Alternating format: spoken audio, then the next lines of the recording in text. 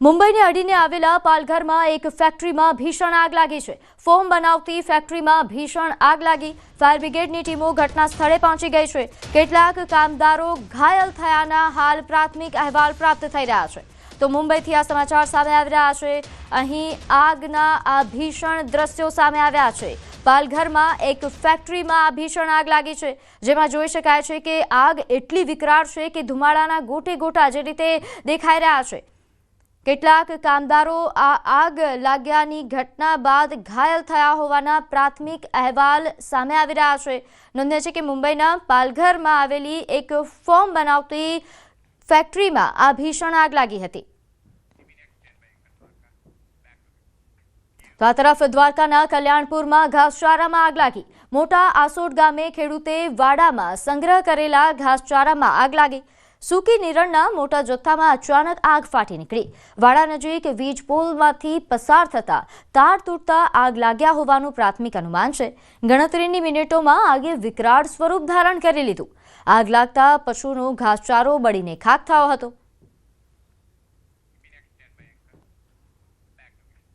તો આ તરફ વડોદરા મધુનગર નજીક તાજ ગાર્ડન રેસ્ટોરન્ટમાં રાત્રે ભીષણ આગ લાગી। જોત જોતામાં આખું રેસ્ટોરન્ટ બળીને ખાખ થઈ ગયું। સદનસીબે કોઈ જાનહાનિના સમાચાર નથી।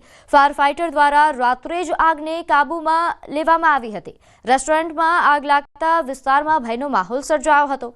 આગ લાગવાનું કોઈ ચોક્કસ કારણ સામે આવ્યું નથી। રેસ્ટોરન્ટમાં ફાયર સેફટીના સાધનો હતા કે કેમ તેની તપાસ થશે। ફાયર બ્રિગેડની એનઓસી પણ મેળવી હતી કે કેમ તે અંગે પણ તપાસ કરવામાં આવશે। આગળ વાત કરીએ, બનાસકાંઠામાં વન્યજીવોનો શિકાર કરતા શિકારીઓ ઝડપાયા। અહીં ઇકબાલગઢ ફોરેસ્ટ રેન્જમાં શિકાર કરતા હતા। ફોરેસ્ટની ટીમે 10 શિકારી હથિયાર સાથે ઝડપી પાડ્યા છે। હજુ 4 આરોપીઓ ફરાર છે। બંદૂકો સાથે જંગલ વિસ્તારમાં વન્યજીવોનો શિકાર કરતા હતા। શિકાર કરવા માટે 14 શિકારીઓની ટુકડી નીકળી હતી અને એક નીલગાયનો શિકાર કર્યા બાદ વધુ જીવોનો શિકાર કરે તે પહેલા જ ફોરેસ્ટની ટીમે તેમને ઝડપી પાડ્યા।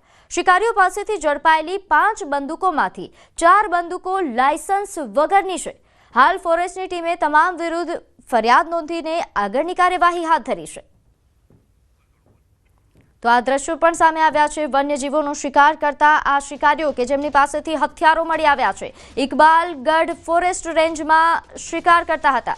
એક નીલગાયનો શિકાર કરીને અન્ય એક શિકાર કરવા માટે જઈ રહ્યા હતા અને ત્યારે જ તેમને પકડી પાડવામાં આવ્યા।